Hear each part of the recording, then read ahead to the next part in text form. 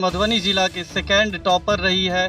जो 12th का result अभी हाल ही फिलहाल में हम लोगों के बीच सामने आया है, जिसमें मधुबनी जिला से द्वितीय टॉपर साक्षी जी रही है। सर उम्मीद तो था कि स्टेट टॉपर लिस्ट में टॉप 5 में नाम जरूर आएगा, लेकिन जिला तक ही रह पाया तो ठीक ही है, लेकिन उम्मीद बेहतर करता। मेरा सबसे ज़्यादा नंबर मैथ्स में आया था और उसके बाद मेरा बाकी विषय में भी अच्छा मार्क्स है और मेरा कम हो गया बस 1-2 सब्जेक्ट में, जिसके कारण मैं स्टेट टॉपर लिस्ट में नहीं शामिल हो पाई। बाकी मेरे सारे सब्जेक्ट में बहुत अच्छा मार्क्स है। आपको कैसा लग रहा है जो आपकी बच्ची इतना नाम रोशन की है? जो कहते हैं जो बेटा ही नाम रोशन करता है, आजकल बेटी भी नाम रोशन करने लगी है। और उस समय लगा था कि हाँ आएगा, स्टेट टॉपर लिस्ट में नाम जरूर आएगा, क्योंकि तैयारी भी वैसी थी और परीक्षा भी वैसा ही गया था, बहुत अच्छा। नमस्कार, मैं ऋतिक झा, आप देख रहे हैं एटीएम न्यूज़।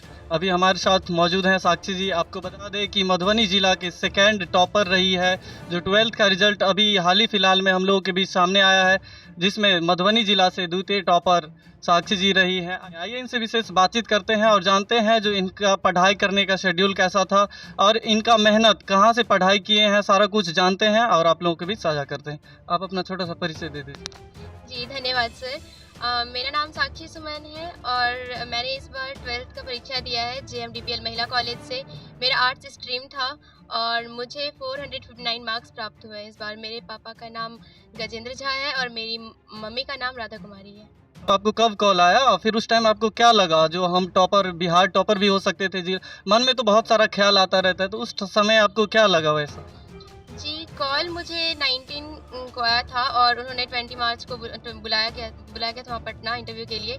उस समय लगा था कि हाँ आएगा, स्टेट टॉपर लिस्ट में नाम जरूर आएगा, क्योंकि तैयारी भी वैसी थी और परीक्षा भी वैसा ही गया था, बहुत अच्छा। अब कहाँ से, जैसे बहुत सारे बच्चा वो कहते रहते हैं जो अगर हम टॉप करना चाहते हैं तो बहुत सारा कोचिंग संस्थान में पढ़ना पड़ता है, बहुत मेहनत करना पड़ता है। तो इस बीच में आप कितना पढ़ाई करते थे और कहाँ से कोचिंग पढ़ाई किए हैं, सारा कुछ किधर से रहा है और अपने आपके जो माता पिता हैं उनका कितना सहयोग आपको उन लोगों से मिला है?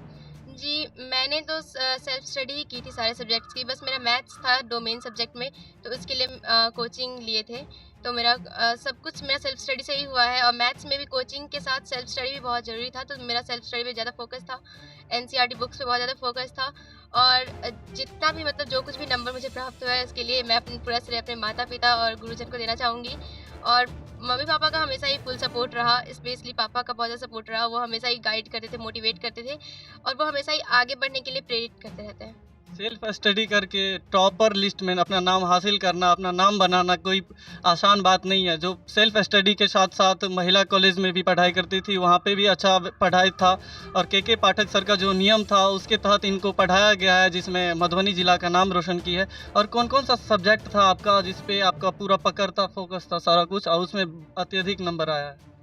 मेरा सबसे ज़्यादा नंबर मैथ्स में आया था और उसके बाद मेरा बाकी विषय में भी अच्छा मार्क्स है और मेरा कम हो गया बस 1-2 सब्जेक्ट में, जिसके कारण मैं स्टेट टॉपर लिस्ट में नहीं शामिल हो पाई। बाकी मेरे सारे सब्जेक्ट में बहुत अच्छा मार्क्स है। आपको पहले से क्या उम्मीद था, जो जिला टॉपर ही या फिर स्टेट टॉपर, क्या उम्मीद था? और आपको ये रिजल्ट जब सामने आया, टॉपर जिला टॉपर के द्वितीय स्थान पे आया, तो कैसा लगा फिर?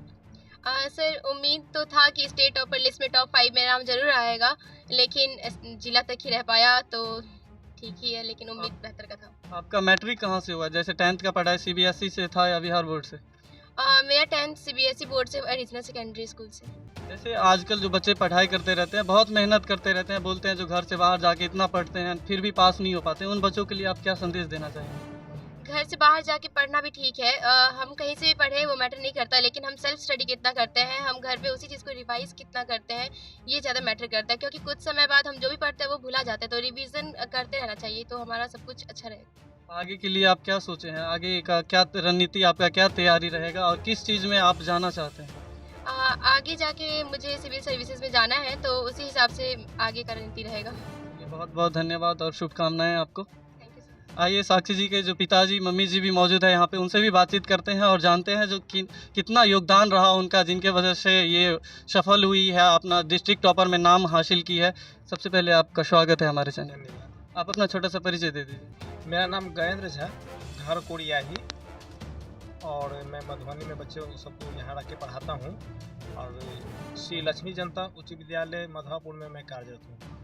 किस विषय में आप पढ़ाते हो वहाँ पे? रसायन शास्त्र केमिस्ट्री के टीचर हैं। आपको कैसा लग रहा है जो आपकी बच्ची इतना नाम रोशन की है? जो कहते हैं जो बेटा ही नाम रोशन करता है, आजकल बेटी भी नाम रोशन करने लगी है और बेटी भी हवाई जहाज से लेके ट्रेन सब कुछ करने लगी है, तो उस विषय में आप क्या कहना चाहेंगे? बेहद खुशी है, बेहद खुशी है। इसे शब्दों में हम बयान नहीं कर सकते हैं। बहुत प्रसन्नता है। आगे के लिए क्या सोचे हैं? जो कितने ये बोल रहे हैं जो सिविल सर्विसेज का तैयारी करेंगे, इनका सपना है जो हम समाज सेवा करें, देश का सेवा करें, तो उसमें क्या सहयोग रहेगा आपका? ये तो बहुत अच्छी बात है, बहुत अच्छी बात है। समाज सेवा करना भी चाहिए और सिविल सर्वेंट बनना चाहती है, तो जहाँ तक संभव हो सकेगा मैं इसकी ज़रूर मदद करूँगा। चलिए बहुत बहुत धन्यवाद आपका, और इनको सहयोग बनाते रहे और उज्जवल भविष्य के लिए आपको भी बहुत शुभकामनाएं।